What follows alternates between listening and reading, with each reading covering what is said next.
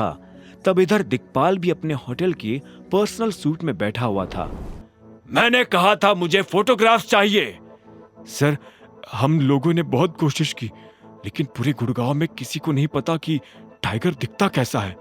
उसके कमरे का दरवाजा खुला। सामने ईशांत खड़ा था। ईशांत वही लड़का था जिसने अनन्या को छेड़ने की कोशिश की थी और बाद में अभिनव से मार खाई थी। उसके हाथ में एक फोटोग्राफ था। ईशांत ने वो फोटो तुरंत दिक्पाल को थमा दिया था। जैसे दिक्पाल ने उस तस्वीर को देखा, उसकी आंखें फटी की फटी रह गई थी। उसने अपना चश्मा उतार दिया था। दिक्पाल ने पहले घूर कर अभिनव की उस फोटो को देखा और फिर अपनी नजरें ऊपर करके ईशांत को घूरना शुरू कर दिया। इस फोटो में इसका पूरा चेहरा क्यों नहीं दिख रहा है ईशांत? दिक्पाल की आवाज कपकपा रही थी। भले ही अभिनव का चेहरा अंधेरे की वजह से पूरा नहीं दिख रहा था, लेकिन गाड़ी के हेडलैम्प की लाल लाइट उसकी साइड प्रोफाइल से टकराकर उसके गुस्से को दर्शाने के लिए काफी थी। सर, वो रात का टाइम था ना, इसलिए। ईशांत की बेबुनियाद सफाई सुनते ही दिक्पाल के तेवर और भी कड़क हो गए। तेरे मोबाइल में टॉर्च नहीं है या उससे जाकर दिन में नहीं मिल सकता था तू? दिक्पाल का गुस्सा पूरे कमरे में गूंज उठा, जिसके साथ ही सामने खड़ा ईशांत कांपते हुए गिड़गिड़ाने लगा। सर सॉरी सर, अगली बार ऐसा नहीं होगा sir. Shut up and get out. जब तक मैं ना बुलाऊं अंदर मत आना। सिर झुकाकर ईशान तुरंत ही होटल के उस कमरे से बाहर निकल आया। इसी वक्त दिक्पाल ने भी अपना पसीना पोंछते हुए सिगार जला ली। मतलब वो सच में आ गया है टाइगर। दूसरी ओर इसी टाइगर यानी अभिनव का चेहरा लटका हुआ था, क्योंकि उसे अपनी मनचाही नौकरी नहीं मिल रही थी। क्या प्रोटॉन में ही और कोई पोजीशन खाली नहीं है मैम? सॉरी मिस्टर शर्मा, लेकिन आपकी स्किल सेट के लिए फिलहाल प्रोटॉन में कोई पोजीशन खाली नहीं है। आपके पास अभी सिर्फ इमेजिंग सिक्योरिटीज का ही ऑप्शन है। अदरवाइज आप घर जा सकते हैं, क्योंकि ऑलरेडी लाइन में काफी लोग लगे हुए हैं। रानी की बातों से अभिनव अंदर ही अंदर काफी गुस्सा हुए जा रहा था। एक पल के लिए तो उसने सोचा कि वो अपनी टाइगर वाली आइडेंटिटी दिखाकर तुरंत ही रानी को कंपनी से फायर कर दे, लेकिन फिलहाल समय ठंडे दिमाग से काम लेने का था। इसी ठंडे दिमाग से अभिनव ने सोचा कि रानी पर नजर दूसरी कंपनी से भी रखी जा सकती थी, लेकिन अगर उसे फिलहाल कोई जॉब नहीं मिलती तो कुछ हो भी नहीं पाता। ठीक है, I accept the offer. Good.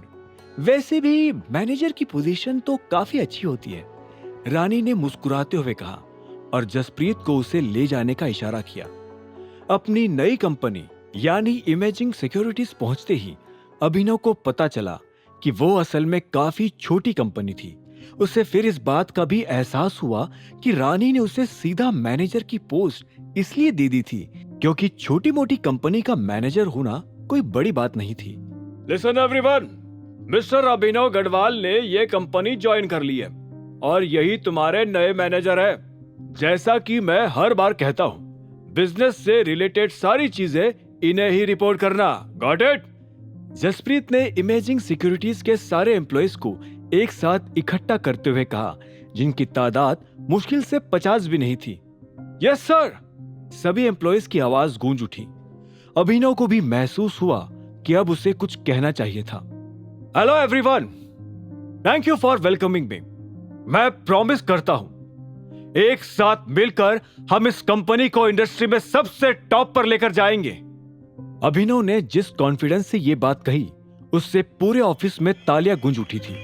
हालांकि इस तरह का मोटिवेशन हर नया मैनेजर देकर जाता था, लेकिन कंपनी के स्टाफ को आज तक किसी में भी अभिनव जैसा जुनून महसूस नहीं हुआ था। Very nice, keep it up.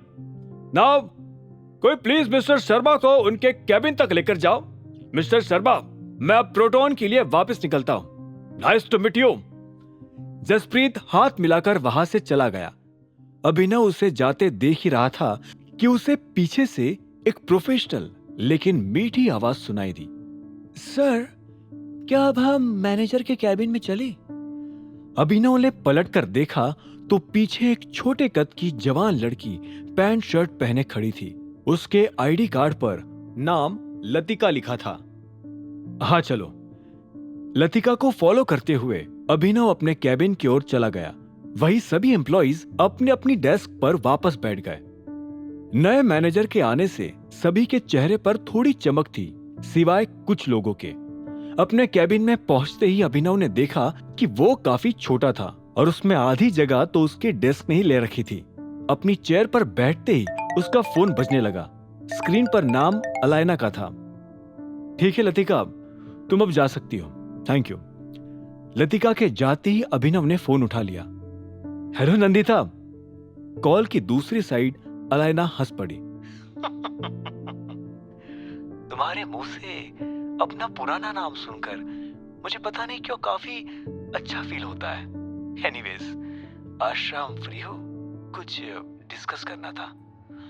आगे की कहानी जानने के लिए देखें अगला एपिसोड सिर्फ पॉकेट एफएम के यूट्यूब चैनल पर, और द रिटर्न ऑफ टाइगर के सारे एपिसोड्स को सुनने के लिए डिस्क्रिप्शन में दी लिंक से डाउनलोड करें पॉकेट एफएम ऐप।